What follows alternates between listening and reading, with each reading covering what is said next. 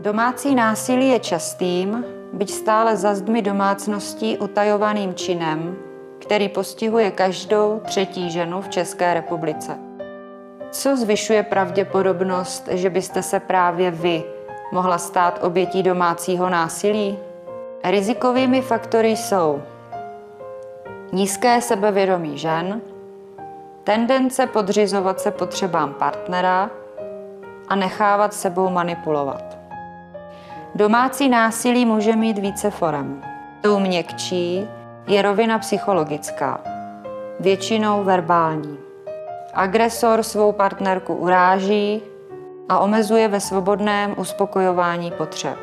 A je důležité hned na začátku vztahu tyto manipulativní projevy rozpoznat a nenechat je přerůst do roviny útoků. Jste to vy, kdo dává partnerovi hranice. Naučte se, jak se do nebezpečné situace vůbec nedostat. Video demonstruje situaci, kdy oběť domácího násilí má zkušenost s opakujícími se násilnými projevy agresora.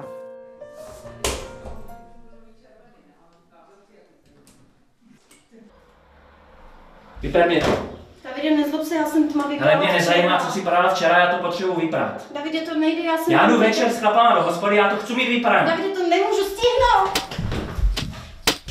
A večer ať je to vypraný.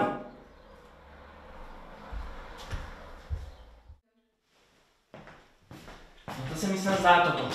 Já celý den jdu v práci a ty tady sedíš nazad. Co jsi dělala celou dobu? Teď jsem uklízela, máš hotový oběd. To vidím, vidíte tady bordel všude. Podívej se na to. Máš uvařený oběd, tak... Nějaká celý a mazej mě to přines. A mazej, do kuchyně. A kde je ovladač?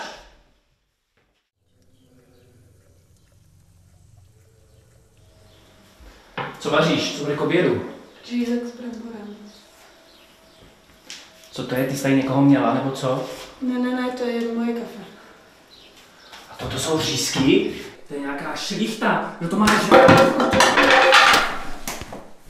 tak si to sežer sama. A ukryj ten bordel.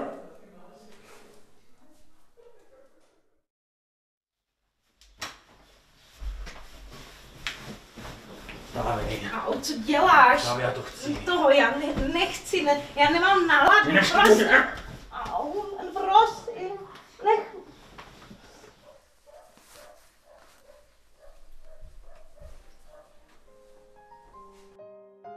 Bojíte se útočného tónu v partnerově hlase.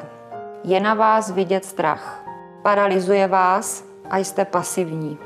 Svou pasivitou dáváte agresorovi prostor využít všechny nebezpečné předměty, které má na dosah. V ustrašené pozici se snažíte s partnerem vyjednávat, obhajujete důvod, proč nemůžete uspokojit jeho přání. Stupňujete jeho agresi. Dáváte partnerovi prostor k fyzickému kontaktu, útoku. A teď se podívejte, jak se dá situace zvládnout lépe. Vypr mě to. Davide, já jsem tma vyprala včera. Mě nezajímá, co jsi včera prala, já to potřebuji mít vypraný. Davide, já jsem teďka za... Já jdu večer s chlapama do hospody, chci to mít do večera vypraný. Dobře, víš co, já to vypnu, půjdu se podívat, jestli nemám ještě nějaký jiný. Tak dělej, já tě to do večera vypraní.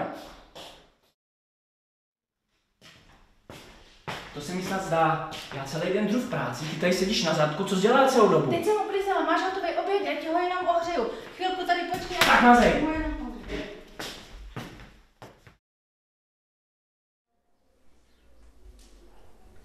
Co vaříš? Co bude k obědu? Řízek s bramborem. Co to je? Ty jsi tady někoho měla, nebo co? Ne, já jsem si uvařila jenom kafe.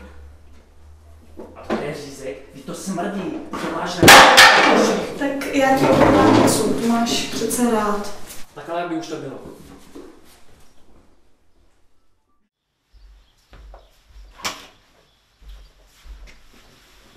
Au, co děláš? Nech mě, prosím, já nechci, prosím, nech mě.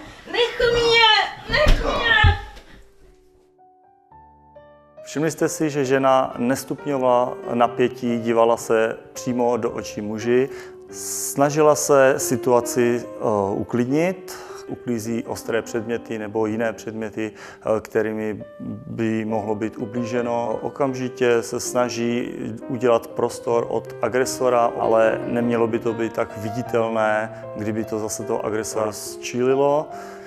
Když se dostane až mezi ty dveře a má možnost utéct, tak utíká do bezpečného prostoru.